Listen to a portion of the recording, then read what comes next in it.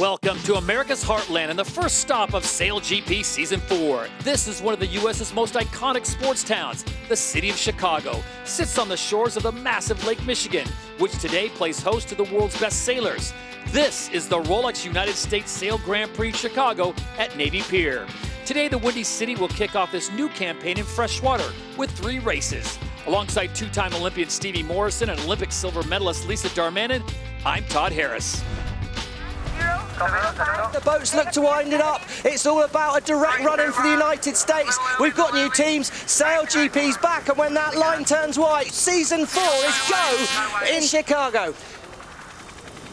Great start by Canada there out the middle of the line. Phil Robertson, perfect timing. Jimmy Spittle back with a bang. He's going to be looking to push the Canadians as they blast at Mark 1. USA, wow, they get pretty loose, they fly. Oh, it's a repeat of last season. They're off the foils so slow.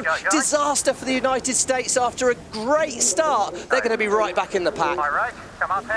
Stevie, you and Lisa had talked about before this race how important that first maneuver is going to be, and for the Americans, it just did not go. They started in second, now they're in 7th. Canada very tight with Great Britain. Great Britain have the right of way at the moment. Canada have got to be careful with their next move, but no, it's Ainsley. He turns the boat down. Canada have got to be careful, but no, Ainsley chooses to turn away, hoping to get himself an inside overlap later on the leg here. Phil Robertson and Canada, they did fantastically here in Chicago last season, and they look good once again. It's been a very, very little turmoil in the team. Tom Slingsby on the heels of just less than 2 months ago winning their 3rd title in the row, and they come to Chicago to kick off Season 4. The song remains the same. The Aussies claim the victory in Chicago.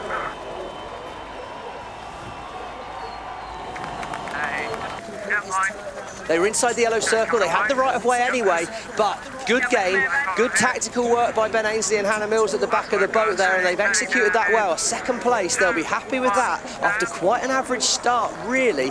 Canada, good performance, and we're still showing. Boiling downwind for a little bit.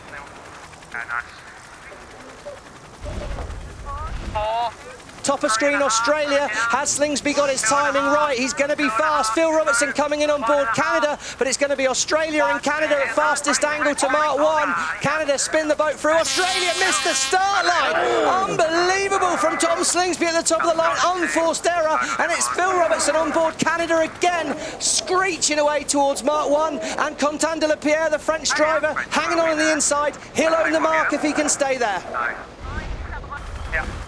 Big surprise with the Australian Stevie missing the gate. They had to basically do a U-turn, come back around, so we'll see how many positions the Aussies can pick up in a tight maneuver there as France comes in hot right on the Kiwis' tail. Penalty New Zealand relative to France, not giving room at the mark. Oh, wow, the camera angle didn't help us there. So the French boat had obviously overlapped with the Kiwi boat. They were entitled to space at the mark. The New Zealand crew didn't allow it, and it's a penalty. New Zealand must now drop back behind France, and that's going to cost them a lot as the French are showing as 4th right now, and they're struggling with boats tacking on their wind, giving them turbulent winds, slowing them down. Yeah, coming slow. Germany there, whoa, take a look at that, big leap out of the water. They get too high, they're 2 hulls down. They're going to struggle to build speed from here. Expect a big loss for the new German crew right now. In race number 2, the win will go to our neighbors to the north. Canada, SailGP gets the win in race 2. Nice and easy with the Kiwis right behind them in 2nd place. Looks like France will hold on for 3rd. Australia, Denmark and New Zealand are well positioned. It's all about the timing now. How's your timing, Tom Slingsby, coming in at the top of the line? Watch for the line to turn white. Oh, France nailed it. Clear start. That's perfect by de la Pierre, the skipper on board the French boat there. They should lead at Mark 1 from here. And Australia, they're going to be very, very fast over the top.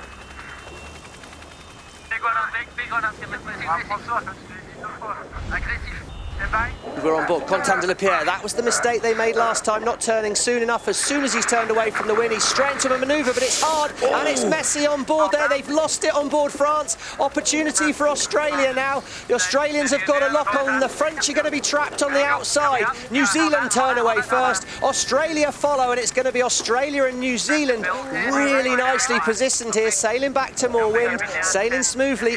Very quickly here. Oh, another mistake by France. They're off the foils. Look at that. They jumped up into the air. They've fallen off the foils. Australia and New Zealand. Well, this is a repeat of the grand final.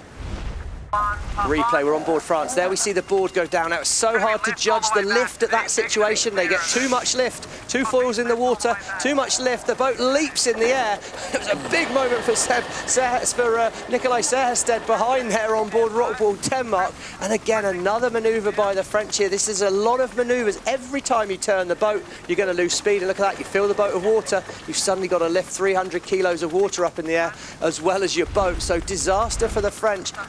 Tight moment here. United States have the right of way. Dives inside there. Typically aggressive from the pitbull Jimmy Spithill. They've both fallen off the foils. Could be an opportunity for Canada. But the United States, oh, they're nearly back up there. They're back up on the foils. US fans enjoying that aggressive manoeuvre from Spithill. And look at the Americans. They have come from 10th. Now they are up to 5th place.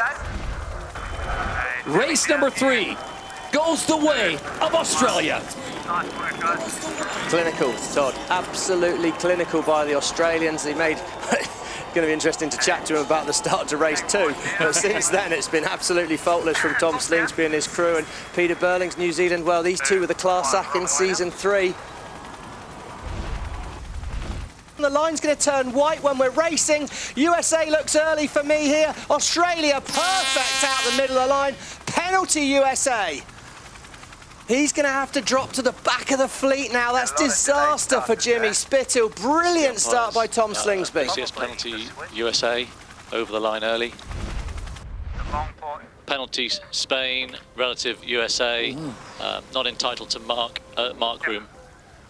Oh, wow. So that was obviously due to the fact that Spain came in very fast at the end and late there. We saw the picture quite late. So the Spanish obviously were outside and behind the United States when they hit that yellow circle. Means they're not allowed to barge their way inside.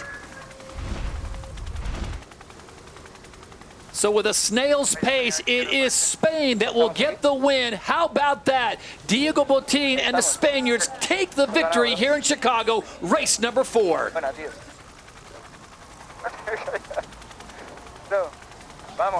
Vamos.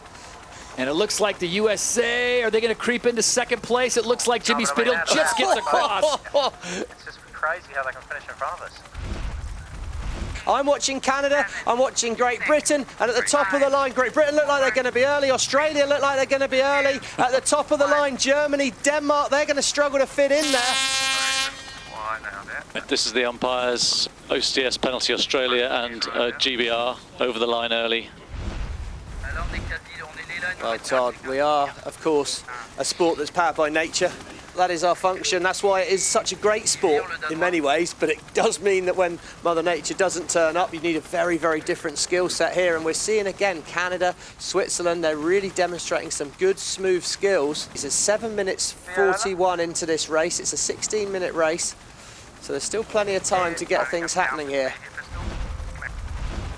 Race number 5 goes the way of the Swiss. Congratulations, Sebastian Snyder and crew.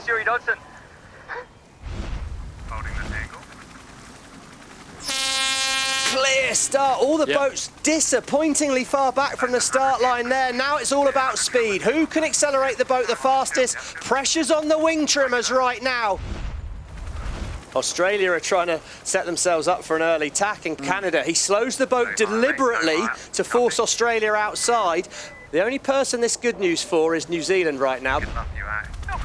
It is the Kiwis who excel in the light breeze on Lake Michigan, and they will take the win. Season number 4 off to a great start for the Kiwis. They win the Rolex United States Sail Grand Prix.